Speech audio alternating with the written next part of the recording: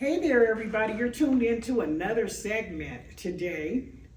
Just Got Real TV with Chicali That's right. and Yeah. Pearl J. And today we're going to be talking about nursing homes in Nevada and abuse.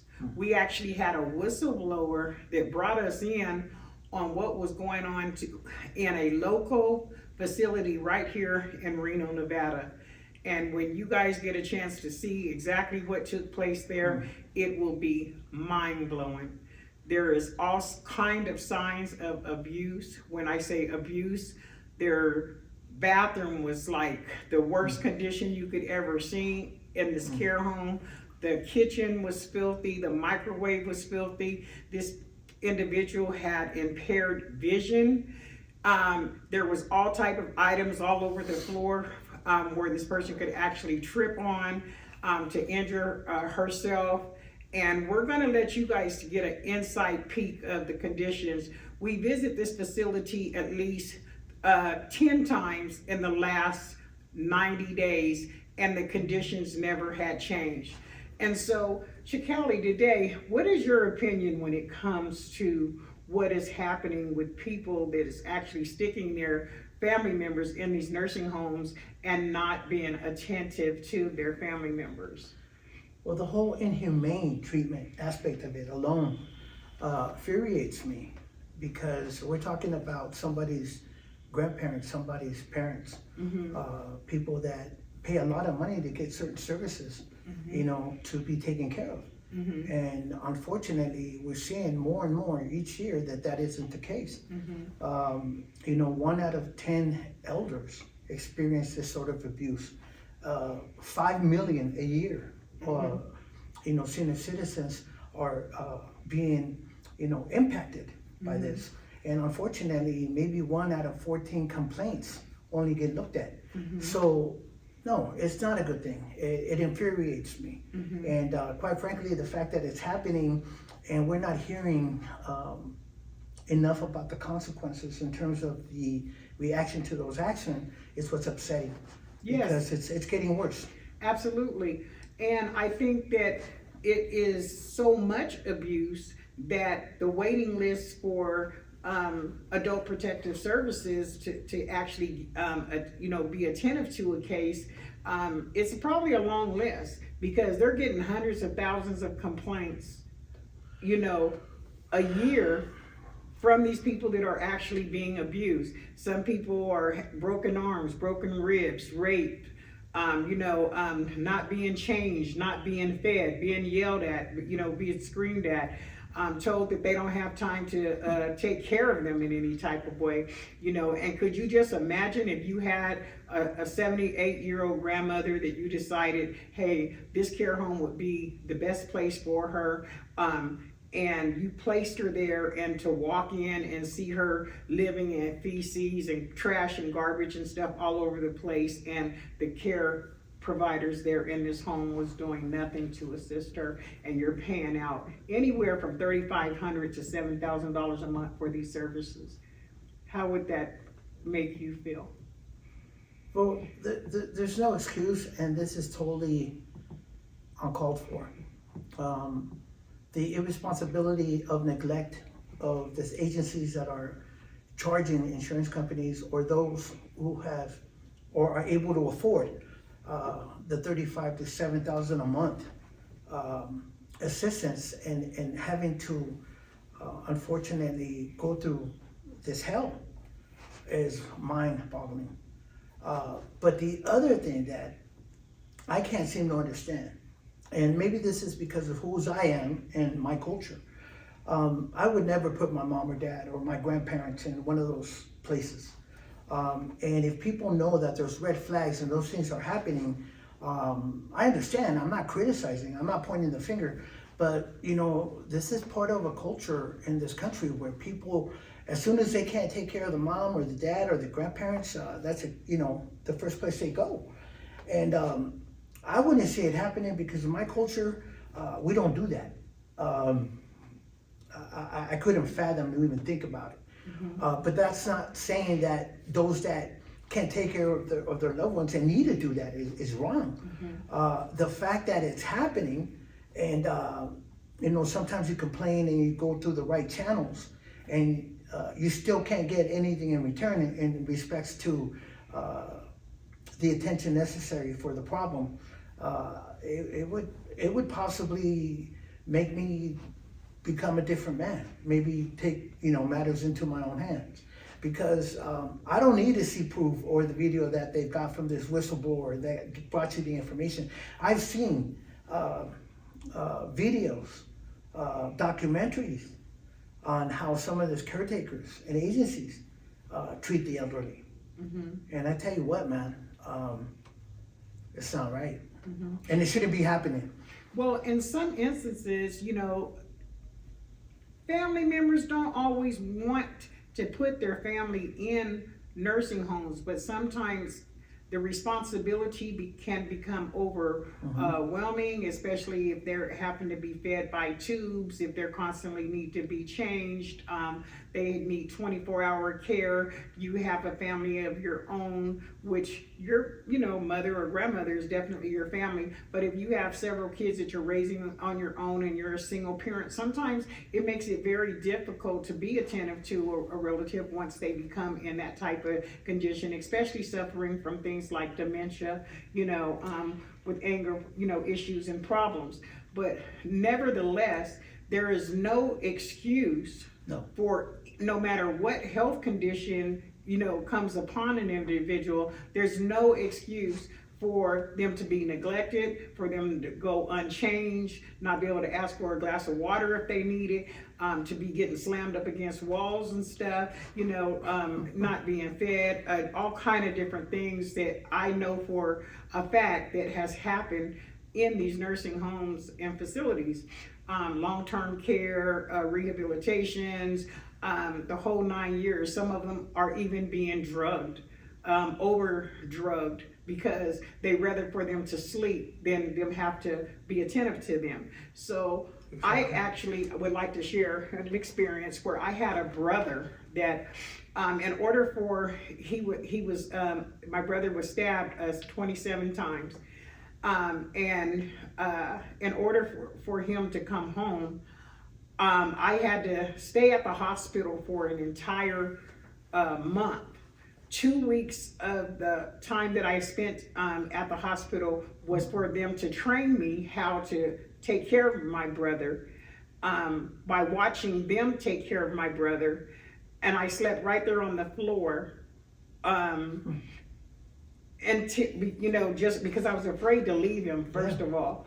Okay, and so the second 2 weeks, I had to be able to show the hospital that was in Sacramento, California. I had to be able to show UC Davis Medical Center that I was able to perform the same type of duties and responsibilities that they are trained to do. And I was a certified nurse at the time, and so I was able to do that. And it came to a point to where my family actually felt as though that I was getting too emotionally involved with what was going on with my brother, that I needed to let him go into a long-term skilled nursing facility so they could work with him and take care of him. I tried to fight, but I was outvoted with my family. They thought, this is just too much. You're biting off more than you can chew. He's in bad shape. He needs to be in a nursing home. I fought it. I said, if you send him to a nursing home, that he's gonna die. My brother wasn't there not even 3 weeks. And they were not watching him, and the track fell out of his throat, and he passed in the nursing home because of that. Sorry to hear that. So I'm not saying that the nursing home did it on purpose, but I'm saying if they had been taking care of him, if they're checking on these people the way that they're supposed to. I was very angry about that experience that I dealt with my brother. I gotta share with you, the lawyer that was fighting my brother's case actually shared with me, he said, if we say that it's the nursing home's fault, then the person that actually stabbed your brother 27 times in his heart, and you know, in his chest and neck and everywhere else, they said, if if we say the nursing home did it, then we have to drop the charges against the other guy. So I couldn't file a lawsuit or anything against the home that actually neglected my brother, but he actually died behind neglect from the nursing home. Well, a couple of points that you touched on that are important to me at least. When you put it that way, and a loved one, I'm not a nurse, I'm not a doctor. We want the best care for them. But that's why we have insurance, so that's why they have money, and the services that exist are supposed to do a well job ethically, morally, to provide that. And so, that's different, because I don't have the tools or maybe the knowledge to help someone who's that sick. But by the same token, if we have family members or someone we care about, doesn't necessarily need to be blood. It helps when you are stopping by to visit and checking out things, and letting the facility know that this person is not alone, that there's loved ones that come in and out to check up on them. And I think that in itself, not saying that people don't do it, but that in itself keeps certain people on their toes. My brother, my brother-in-law, unfortunately got put in a situation, and I know he was in tears, and we weren't direct family, but we're nevertheless family.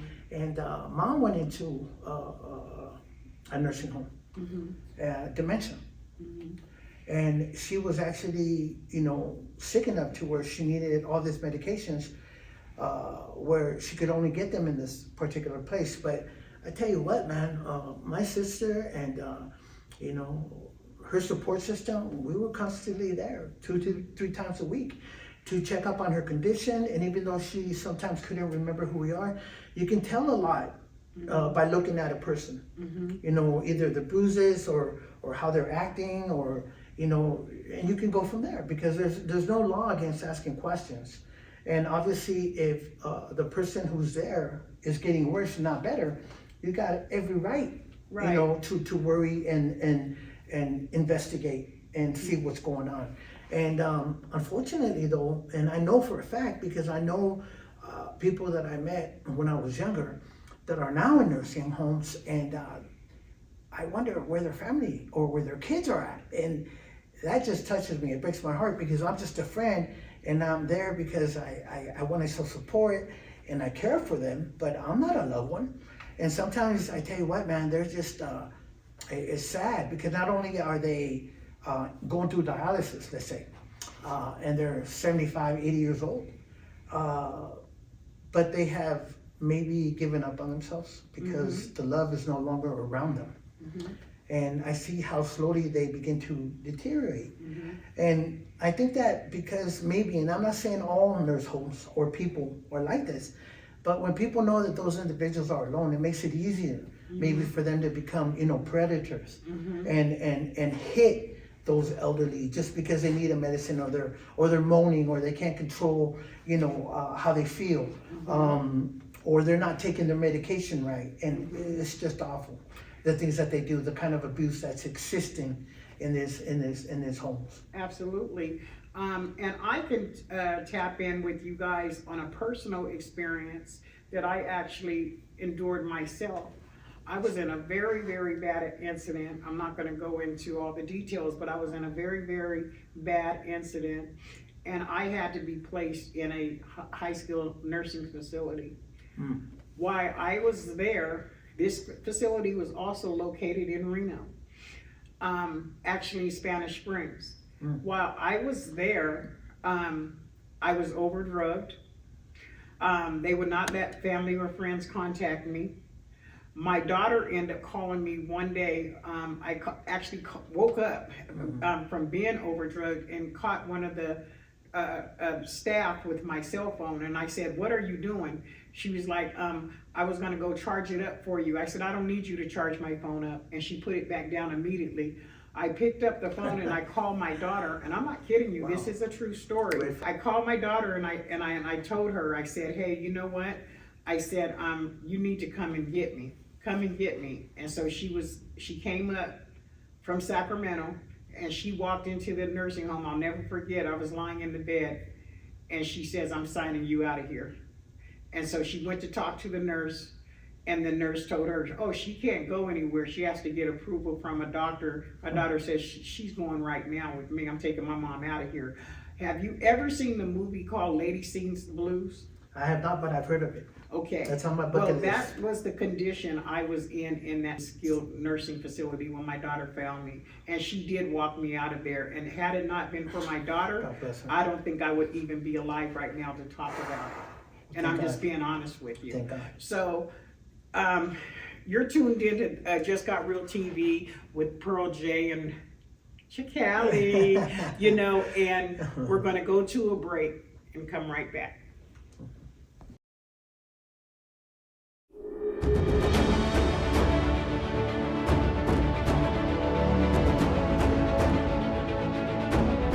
Okay, and we are back to Just Got Real TV with Chicali and Pearl J.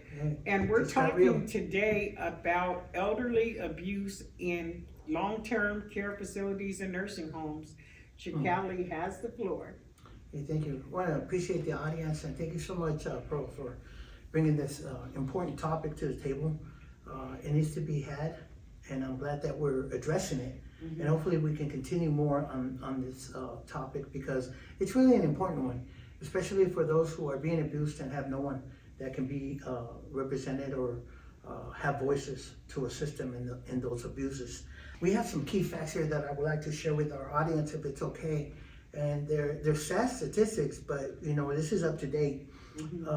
According to the national statistics, around 1 in 6 people over 60 years and older experience some form of abuse in community settings during the past year.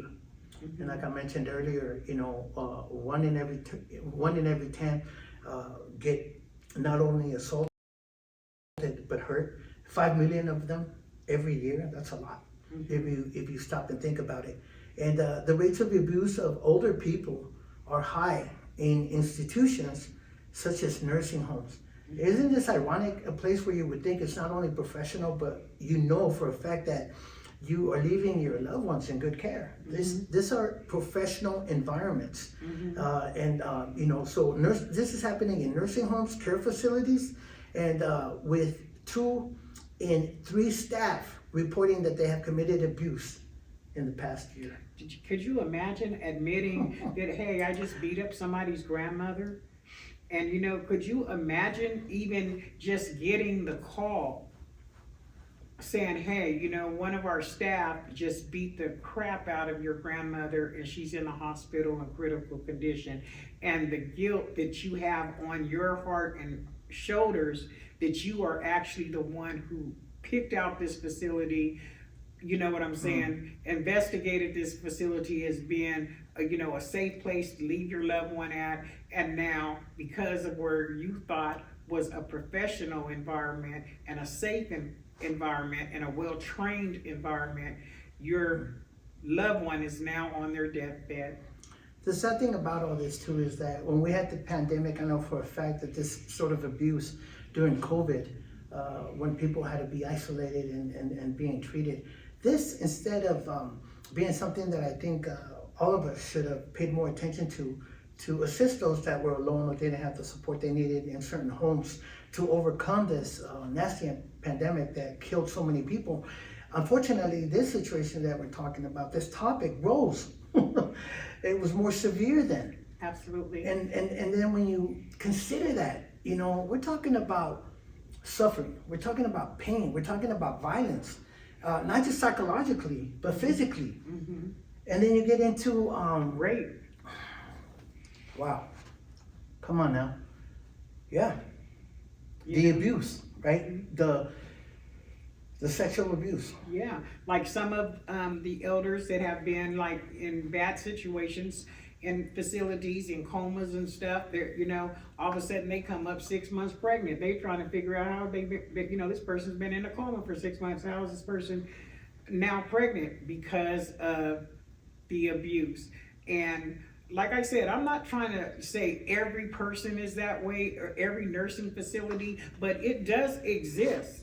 And if you're not going at least 2 to 3 times a week, checking on your family member, to see if they're okay, to see if they're being taken care of correctly, and being passive and understanding, and shame on you, because sometimes I like that, Ms. Pearl. Shame on you. Go ahead and be mom. Shame on you. No, exactly. And it needs to be called out. It is what it is. And, so many people that are suffering through this, and sometimes they want to play ignorant, or they feel like they don't know what to do if they presume that something like this is happening. Don't assume. Ask the right questions. Get help. You have a hotline number that you're going to be offering to people in case they don't know what to do. And, reaching out and asking professionals what you feel, what you think, or what you think you need to do to look into a matter such as this, is very important. But, they're already being neglected by so-called professionals that are impact them and hurting them in a negative way. Loved ones shouldn't be neglecting them too. Yeah. So thank you for bringing that up. Yeah, so we're going to go inside of one of the residents that actually stayed in a local facility here in Reno, and you guys are going to get a chance to see an inside peek of the conditions that we found. When you see the conditions that one of these individuals that we were following very closely, again from a whistleblower, that you guys are going to be like, oh my God, when you see these conditions.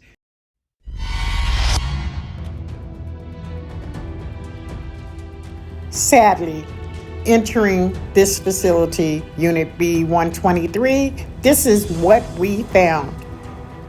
Immediately walking in the door, trash and garbage. Bathroom sink full of curling irons and blow dryers. Toilet very, very filthy, not being cleaned. Shower area is not being cleaned. Trip items all over the floor. Trash and garbage all over the floor and on the walls. The refrigerator, filthy, has not been cleaned or sanitized. Countertops full of dishes and dirty soiled things. The bedroom floor and the bed has not been made or cleaned.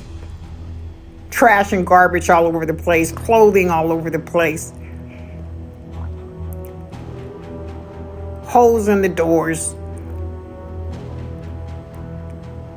The living room seating area, there's nowhere to sit. Tripwires all over the floor. Trash and garbage all over the floor. Mind you, this is a 67-year-old sight impaired individual, depending on the care of this care facility and their staffing. Shame on you. Oh, shame on you. If you see these type of conditions for any elder that's living in any type of facility like this, please report it. Please make a call to Adult Protective Services. This is just totally the most inhabitable conditions that any elder should have to sadly endure and live in these type of poor conditions, depending again on the care of this nursing facility.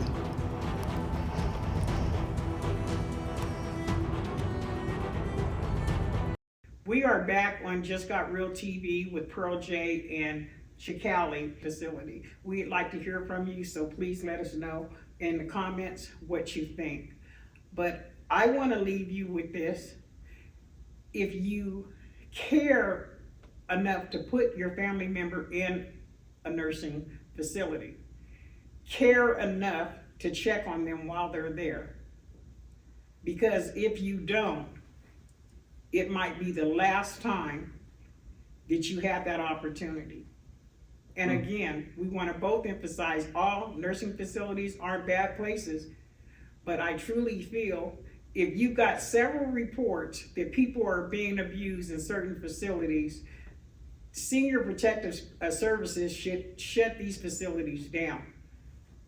the whole staff, everybody that's involved, that knew about it, that it was allowing it to happen, and carry on and carry on. All these people should be fired. It should not be no patting on the back, patting on the hand when this type of stuff is happening to your loved ones. Abuse, neglect, exploitation of any matter shouldn't be tolerated or allowed. It's simply not acceptable. And before you have to make those tough choices with the loved one, do your homework. And as Ms. Pro said, when unfortunately, if there's no other route and they have to go to a senior home, follow up on them, visit them. Let those organizations know that they're not alone. And know that there is resources. You can call Senior Protective Services and have a caseworker be assigned to a case. Even if you witness somebody else's family member, or you're walking through a facility and you see something that just don't feel right, don't be afraid to stand up and do something about it. You know what I mean? Just put yourself in that other family situation. Maybe it might just be a case where that person had an only child and they don't have anybody to come and check on them. That child could be already deceased. The husband is already gone. Sisters, brothers, siblings, because of their age, they're already deceased. And that's the last member of the family standing. And this particular facility knows that. So they know no one is coming to check. So let's look out for our elders. We need to look out for our elders, in every possible way, Right. And if you can help it in any way, don't place your family member That's for into sure. a nursing home. But Adult Protective Services is a good place to start. And whether you're a senior or not, and unfortunately can't take care of yourself anymore, anyone between the ages of 18 and 59, I would assume, if they're disabled, they can no longer take care of themselves. And we have to make sure, I think that it's our responsibility to continue to nurture some of those folks and make sure that they get the attention necessary and the services that are required for them to continue to hopefully live a longer life, a healthier life. And I want to also add, you guys remember, we are all in line. We are all in line. It's just a matter of time. Hello. You know what I mean? Before you reach that number. Yes. And if you reach that number, you reach 77, 78, or 80, or whatever the case may be, that'd be a blessing, because a lot of us is checking out at 18, 19, and 20 years old. So if you reach that age, you know what I mean? Man, that's a blessing within itself, but you can rest for sure you're going to be in line to be in that same type of situation, and you're going to need some help. And so, get your God points by looking out for the elders. That's my message. We want to thank all of you out there who have supported Just Got Real TV. Our numbers are growing and we appreciate you. Thank you so much for the feedback in the comments. We are expecting for you to continue to support us, and we will be here next week, same time, same channel. So please hit our like button and give us comments if you like, and we like for you to know that we're very grateful for that support.